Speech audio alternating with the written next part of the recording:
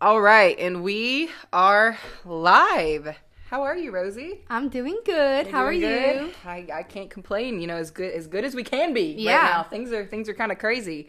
So today on the podcast, we are going to talk about what people in the beauty industry can be doing to survive the COVID-19 crisis. And I thought we could start out by talking And about not just survive, thrive, but thrive 100% thrive during this time. Mhm. during this time. And I thought we could start out by talking about where we were when all this happened. So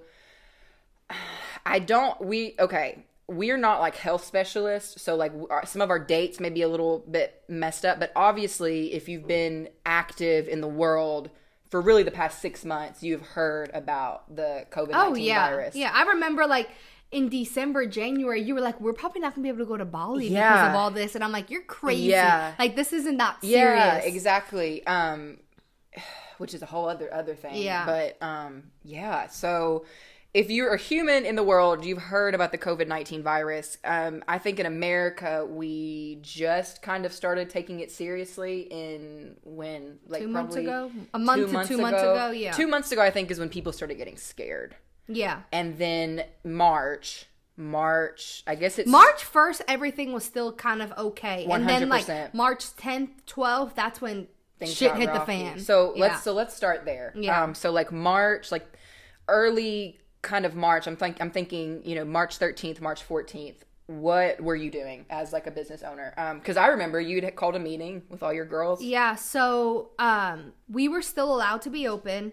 And my plan was to stay open for as long as I could. Mm-hmm. But even with the social distancing rules, and we were just increasing sanitation, increasing everything. And I had a team meeting, and I asked the girls, like, hey, how are you guys feeling in this? And they literally said, like, I don't feel safe working. I don't want to work right now. I'd rather stay home. Which was not what I was expecting. As an employer, I think you were, if you have independent contractors, you were supposed to give them the option. Right, you were supposed to like come to them and give them the option of whether or not they like felt safe. I'm pretty sure I think as a person you should do that to your employees, right, and as your team, because you need to respect their opinions and their stuff. And if they wanted to stay open, then I would have stayed open. But they all didn't want to stay open, so we made the decision that Monday, okay, this is gonna, this is gonna be our last day, and then we're gonna be closed. But we thought it was gonna be for 2 weeks.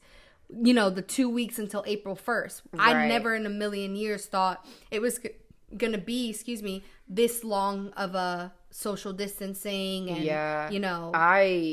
I don't think I took it seriously at all. Like when it first started, I knew that it was devastating. I knew that the virus was real. I wasn't one of these people who was like, it's a hoax, all that. Obviously that's not the case. This virus is real, and this virus is devastating. And obviously based on the reaction of all these major countries, it's something that we have to take really seriously. Yeah. And in the beauty industry, we have our hands on people. We work right next to people, and that's all why day. I think my team was like, I don't really want, like, when you thread 40 people in a day, that's 40 people. Well, and for us, like, with facials, you're right there. Yeah, right on their face. And I remember it was, I forget the week, but it was the week of March 18th. It was like on the Monday you had that meeting. Then I had kind of texted Kayla and texted some of my girls, and I was like, what do you all think about this? Do you think that we can get away? So my plan was that Monday, I guess it would have been like March 14th or 15th. You could check to be sure. Mm-hmm. We both kind of did the same thing. My goal, I wanted to shut down until April 7th. Yeah. I thought April 7th that was 2 weeks. So Monday, March 16th was our last day open. Yep. And then Wednesday the 18th was when we were mandated by our governor to close all salons. Yeah. And first off, I mean, Kentucky's response to COVID-19 has been like amazing. Like, even though like it is difficult, like not being able to physically work, our cases are lower, lives are being saved, and at the end of the day, that's all that matters. Yeah. Everyone who has a heart obviously wants to put health and safety first.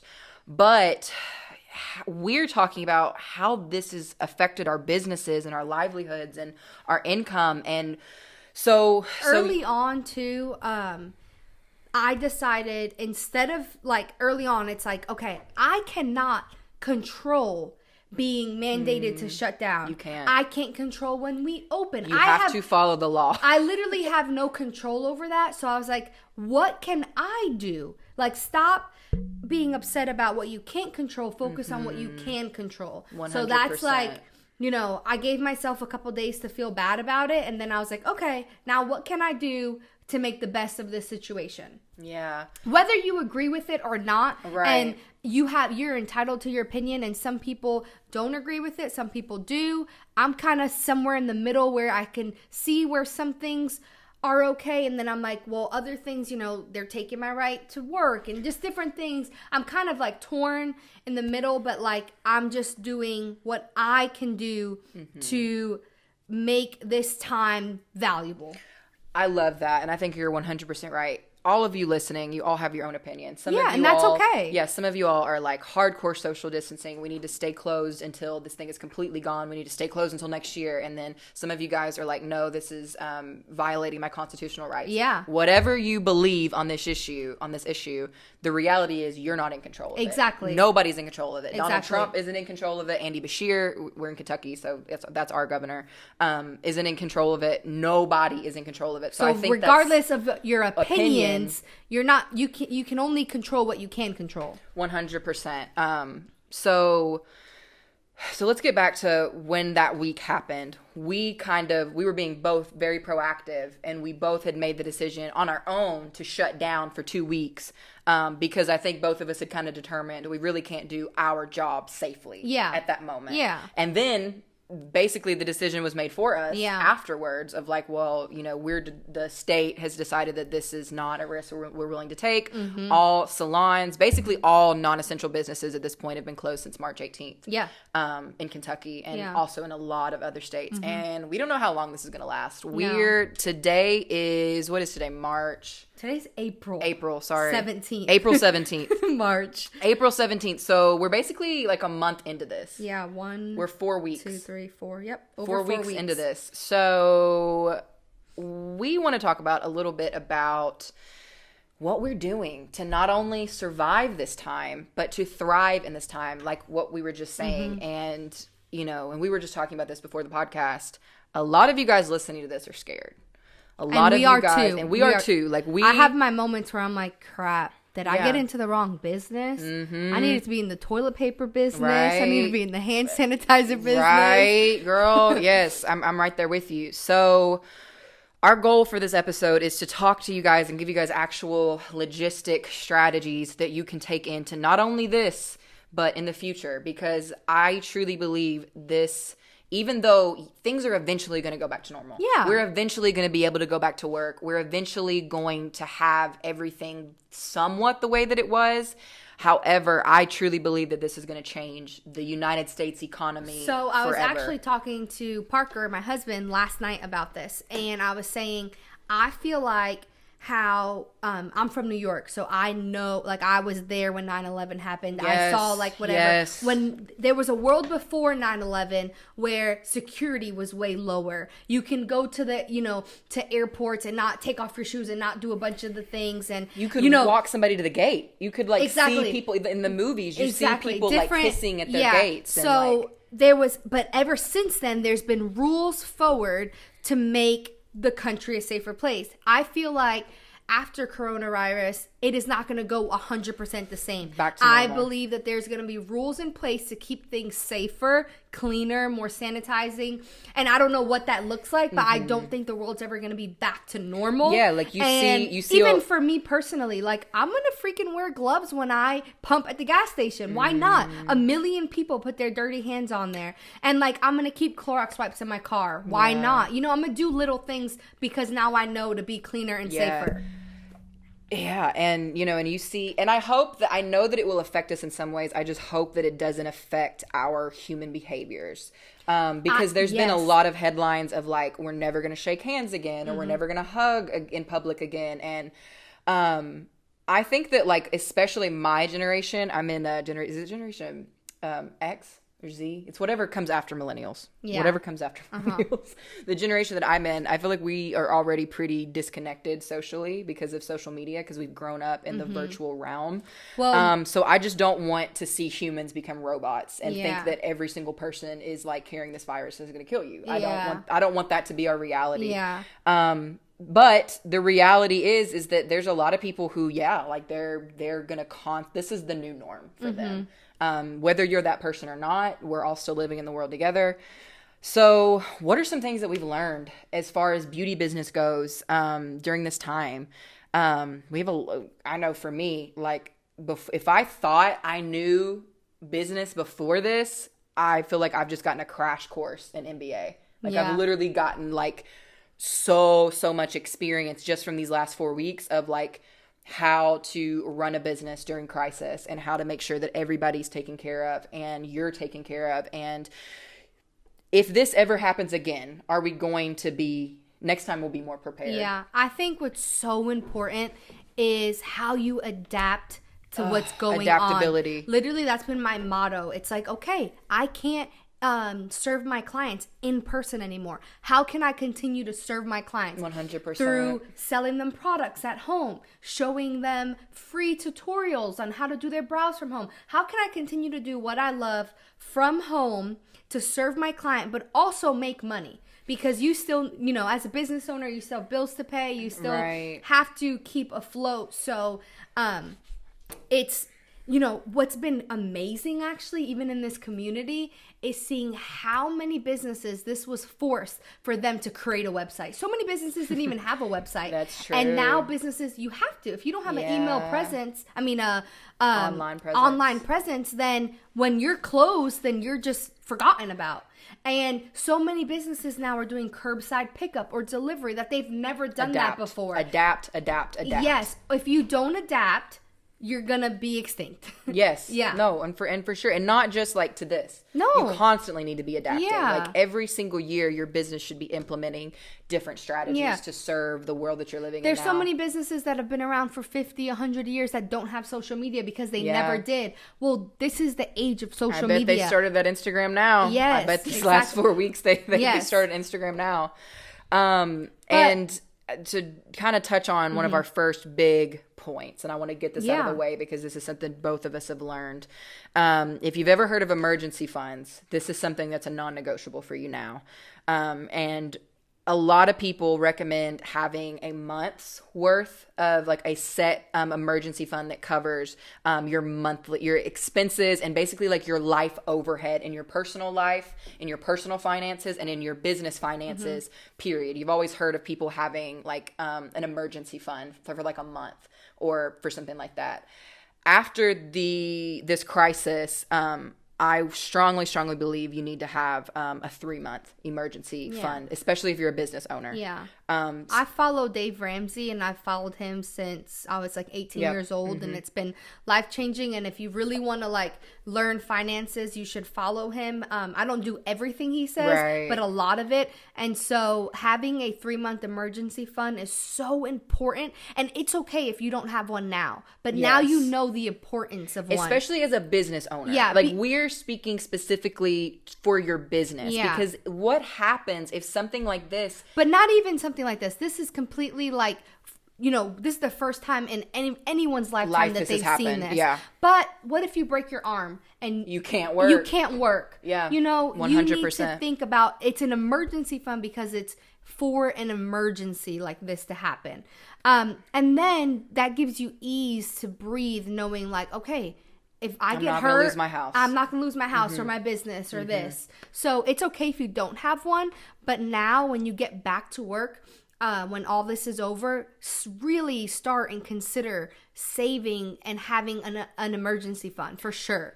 Yeah, so I think that's step number one. And, and where you live and what your life overhead kind of depends on what this needs to be. Yeah. If you're 18 or 19, it may look different than if you're in your 40s and you've got 3 kids. Yeah, for sure. Finances are going to look different for every single person. But Dave Ramsey's a great source. He's got an amazing YouTube channel too, you guys.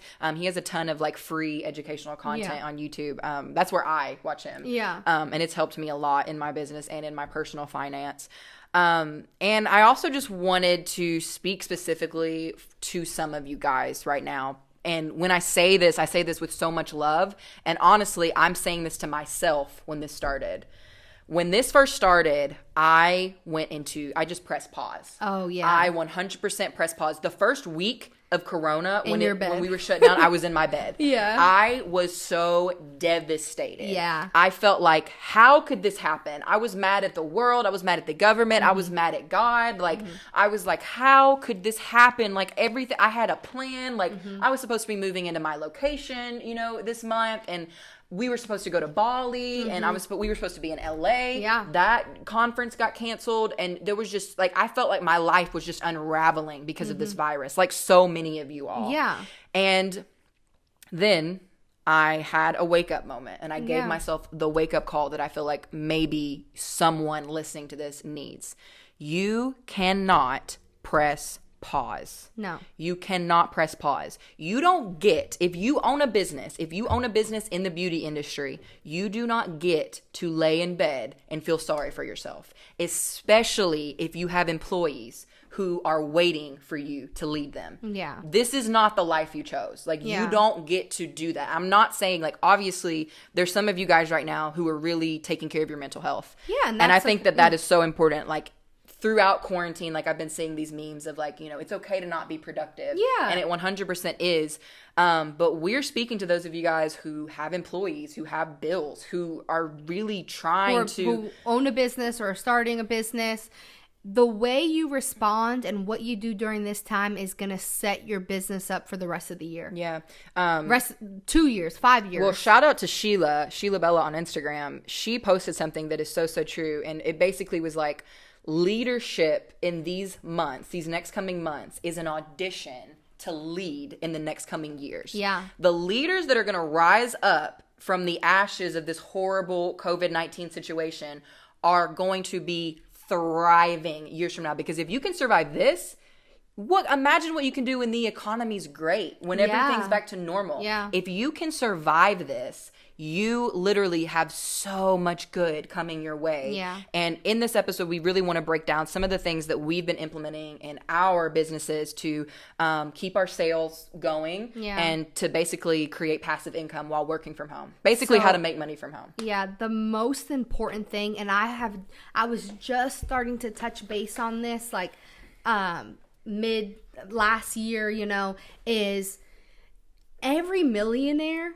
every billion, anybody that's rich, successful, wealthy has multiple streams of income. Yes. You need to have multiple streams on it, of girl. Yeah, you need to have multiple streams of income. So right now, for a long time, for the first 6 years of my business, the only time I made money is when I was physically working with a client. Y'all need to listen to this. And then you in the beauty industry need to listen to everything she's saying right now, because this is you.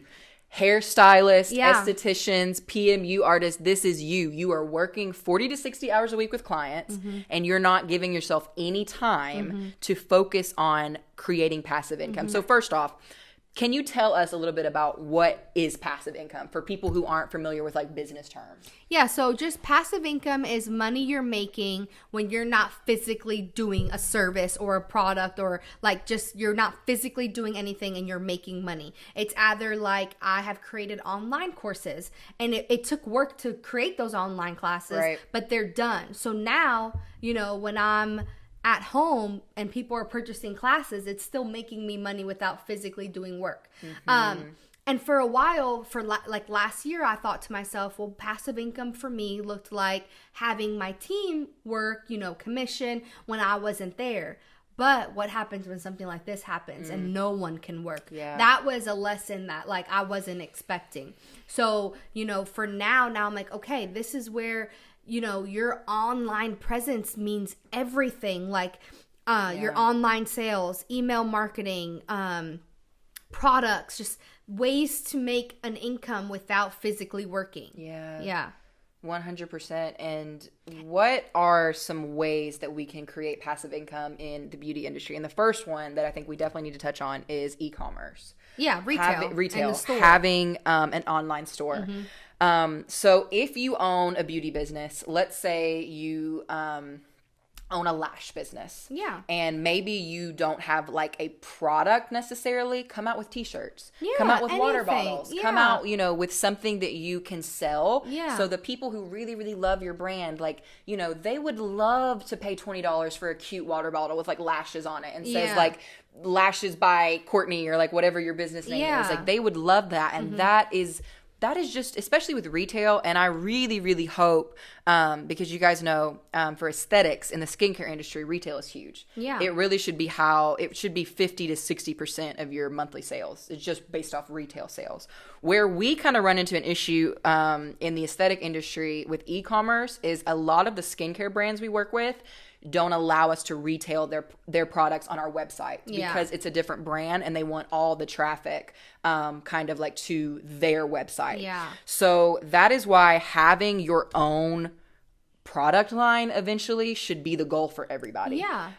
It's whether it's whatever kind of niche you are, like whatever your business is, if you can ultimately make your goal to go into private label, where you're receiving 100% of your profits. Like if you create a t-shirt, you're getting 100% of that profit. If I sell a cleanser, I'm really only making a 50% profit margin on that because I bought it for wholesale. Yeah. So within the aesthetic community, we can sometimes run into issues with that. That's why affiliate marketing is so important. A lot of companies in the skincare industry do affiliate marketing, which is basically you talk about their products, you get a commission off every product you sell. Yeah. So that is something to really, really looking out for. But things you can put on your website really are key. Like if you can put t-shirts on your website, if you can put water bottles on your website, candles, things that people can purchase on your website.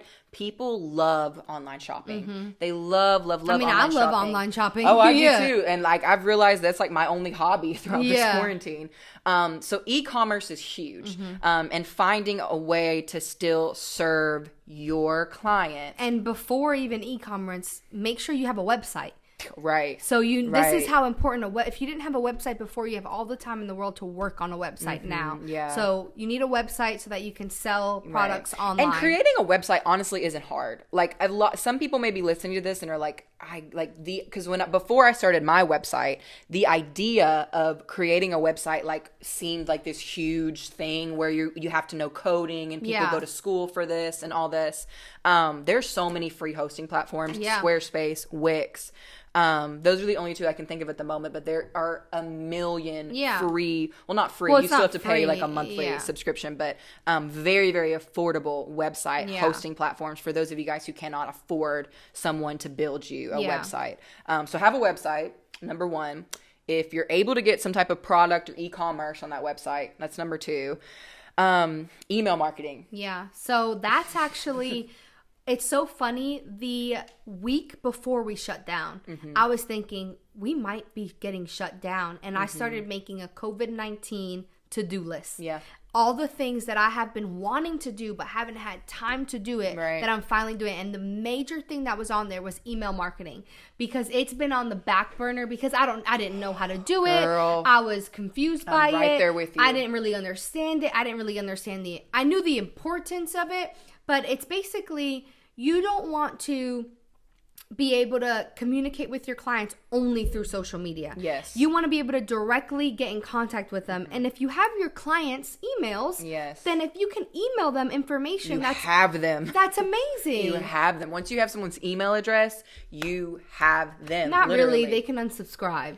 Yes, they can unsubscribe, but that is always the goal. Every time you go to a website, what's the first thing that pops up? An opt-in to get your email address. Yeah. Email addresses are everything, specifically in business. And with Skinspiration, we've been doing email marketing, I think, for about a month and a half. And it took me, basically, altogether, it took me a year before I started doing email marketing because I didn't know how to work it. And I'm going to be honest, it is kind of tricky. Really, the only way you're going to be able to do email marketing is if you have a scheduling system, because all your clients' emails are going to be in that scheduling system. Yeah, and then you can transfer them over. Yes, but there's so many, like if you have a business right now and you're really, really stressed about email marketing, just YouTube it. You have to teach yourself it. Kayla is really, really awesome at email marketing. She handles a lot of hours with Skinspiration, and that's a task that I can kind of delegate over to her. Yeah. We try to send out 2 email blasts per week, and it keeps us connected. It keeps us connected with, our following and our base. Yeah. You can talk about my goal is one day a week. One day a week. Yes, one day a week. Yeah. You don't want to spam their inbox. No. That's something true. You don't want to do like way too much. Important information. When you have a sale. Yeah. Don't just expect, posting it on social media or posting it on Facebook to be enough. Like, you need to be contacting them through every area and every stream. And don't be afraid to ask for help. Like, I literally asked Kayla, teach me email marketing. Yeah, and she's so good at it, because if I didn't have Kayla, it probably would have taken me another year to figure it out. But now that I know how to do it, I have that knowledge, and it's so, once you know how to do it, it's so easy. It's so easy. It's literally like, think about the information you want to tell your client, write it out, send it, boom. It doesn't have to be thought out and simple. But that is, because you have to imagine, God forbid, what if you woke up one day and Instagram is gone? Yeah, Facebook you don't own crashed. Instagram. You don't own Instagram. You don't own Facebook. You don't own any of these social media platforms. If you don't have their phone number and email, how are you going to communicate with your client without social media? Yeah. And email lists are so important. So if you don't have an email list, try to make it your goal, your quarantine goal, to master email marketing. Yeah. So we've already really talked about multiple streams of income and how important that is. What would you say to people who are kind of like, well, what can be my other stream of income? Like, for example, maybe something that is completely like left field, like out of the beauty industry. Like, if you have rental property, that can be something that is so beneficial. Like, I feel like real estate is a market that everybody wants to get into. Like, everybody I know is like, one day I want to flip houses. Or one day I want to do that. Real estate is a really, really good business to get into. And I think that, and the reason why we're talking about this on like a beauty, like entrepreneur podcast is passive income. Passive income. Cause you have rental property with your building that's attached to your building. Yeah. So every month, I get they sign a lease and I get my rent every month, no matter what. So that's money that I know I make every month. Yep. That's passive. I got to keep up with the property and do stuff like that. But it's really awesome. Yeah. So that's great. Something that I wanted to mention too that I thought was really important, and I just started doing this like last week, is have a morning routine and set a schedule for the week. So that way you don't have to like, okay, I'm going to work 3 hours on my emails or something, and just some type of routine. That way you can be more productive. Yeah. And you can still don't feel bad if you're not being so productive. Like, give yourself a couple days during the week to just rest. Right. And this is the thing. Some of you guys like are burnt out. Yeah. And this may be the break that you've been needing. Exactly. And that's okay. If If you have the money and you can just take a rest and then and don't care about making any money and you just want to take a break, please and do you that. can afford to do it, do it. Yeah. That is 100%. Keep your mental health at the basis of everything. That is so important. So let's talk about some other things that people may be encountering during the COVID-19 crisis. Something that we never really like to talk about in business that's really, really hard to do is layoffs. So what do you feel like is a really good strategy to tell people about how to go about laying their employees off? Obviously, it depends on the state that you're in. Yeah. And it depends on your financial situation. You know your company better than anybody. Those of you guys who are like in the high six figures are probably going to be treating like your layoffs a little bit different than those of you guys who are literally like started a business like last year and you have like 1 or 2 employees. Yeah.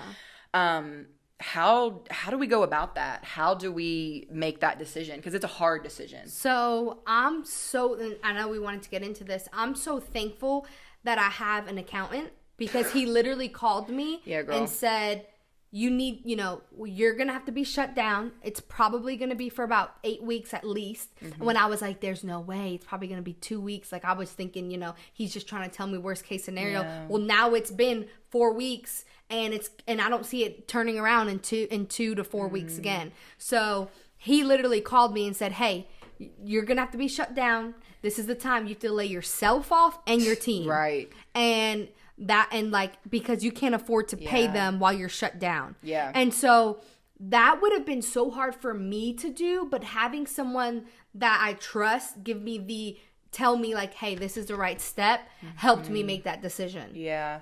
And that's something that I think is really, really important. It's really important to have a good relationship with your accountant. We always joke, there's 3 people you need to run a successful business that you need to have a personal relationship with, have them in your phone on speed dial, and that's your accountant, your attorney, and a financial advisor. Yep. Because those 3 areas are constantly coming up, and you don't want to be the one Googling what the laws are and what, like, that's Absolutely. Why you have a lawyer or you have that person Absolutely. to call. And even, when all this happened, my financial advisor literally called me and he was like, this is what's going on, this and this, here's what you need to do, and gave me advice where it's like things that I wouldn't have thought of. Like every month, me and my husband put money into a Roth IRA for retirement. Dale called me and he's like, hey, Rosie, during this time, let's pause those payments because that's not necessary. Focus on your bills. And when this is over, you can keep putting back into that. Me, myself, I would have just been putting into that. Because you're a saver. Yeah, and not thinking like, okay, but we don't know how long this is going to last. So we should... You can't touch that money, without a penalty. And so I'm like, oh, like I didn't even think about that. So it's really important to have those people. They can give you perspective. They can see the bigger picture. It's something that I truly want. Some of you guys are listening to this and maybe you've had to lay off employees. I really want you to know you're not a bad boss for doing that. No. That is something that we have to do. It's just a part of the choice that we've made when we became business owners. And if you can keep them on and safely do social distancing and still pay them and your business is still, like, that's awesome. Right. It's every situation is so unique and different. So unique. Like, I've kept Kayla on. Kayla's been working from home. We've both been trying to keep, like, our meetings as limited as possible and just try to still accomplish our goals. But you've got to keep your priorities straight because so many people are like, I don't want to lay this person off because they believed in my dreams. They've done all this. Once everything goes back to normal, you can hire these people back on. But it's just for right now. Yeah. You have to think about these things and you have to have a plan. And during this time, I've had so much space and time to reevaluate everything. Yes, every role in my business, every decision, and just saying, okay, what wasn't working? How can I make it work better? How are we going to come out of this stronger than before? Yeah. And so it's just been really awakening for me, honestly. And, for me, I took this time to start the podcast. Exactly. And this is something that I've wanted to do for literally You've probably talked about it for a year. I've talked about it, and that's all I would ever do is just talk about it. And finally, I was like, I'm probably never going to get this time back. Yeah. Why don't I take this time to start to plant seeds in thunderstorms? That is something I really, really want all of you guys listening to do. Plant seeds in the middle of a thunderstorm. Yeah. What if I look back on this episode and I look back on when I first started my podcast in the middle of the coronavirus recession of 2020, and what if in 10 years all I do is podcasting? Yeah. And I never would have done that. I never would have finally taken action and taken that step if I hadn't have had basically my everyday routine, just ripped away from me. I wouldn't have started email marketing. I would have put it on my back burner forever. Right. Because it's it's just okay, when I have time. I want to start doing more tutorials and videos and vlogs, and it's now's the time. Now is the time. That's something that you could really be doing that's not, you may not see a lot of return on your investment right now, but you will in the future, girl. Yeah. Take this time to really make your dreams happen. If you want to start a podcast, start a podcast. You want to start that YouTube channel, start the YouTube channel. You want to, if you're a beauty boss and you're really wanting to come out with an online course, take this time to write and film your online course. And that's the stuff that we're both trying to work on right now, because we really don't get this type of time. Normally we're in our spaces. What this also taught me, and I hope it taught you, is how important having office days are. Oh God. Because look how creative you've been able to be and how you've been able to grow and make decisions. And it's so hard to do that when you're with clients 24/7. 100%. We need to have days where we're just running the business. Yeah, and you're the one who actually taught me that, because it's so hard to take a day out of the week, a Tuesday or a Wednesday, a day that normally you could fill it up with clients and you could fill it up. But taking that day and still showing up and still going to work, you're not off, but you are working on growing your long-term vision, goals, your long-term goals and your long-term vision. Yeah. And that right there is priceless. Yeah. That's going to make you more money in the long run than that $100 you're going to get from that service that you're physically doing on someone. And obviously we're not saying like, you know, put all your energy into like, you know, creative and content like that. You still need to do your services, but right now is a perfect time for you to take some of these ideas and turn them into reality. Yeah. And something else I wanted to talk about is building equity in your business right now. So that's actually, I love you. So that's actually something, Amber Harrison, someone I follow and look up to. She's amazing. From Broughton v. Ohio. She really has been talking to me about that and like talking to her followers about building equity in your business. So instead of just trying to sell, which that's important, you know, we want to make a profit. Yeah.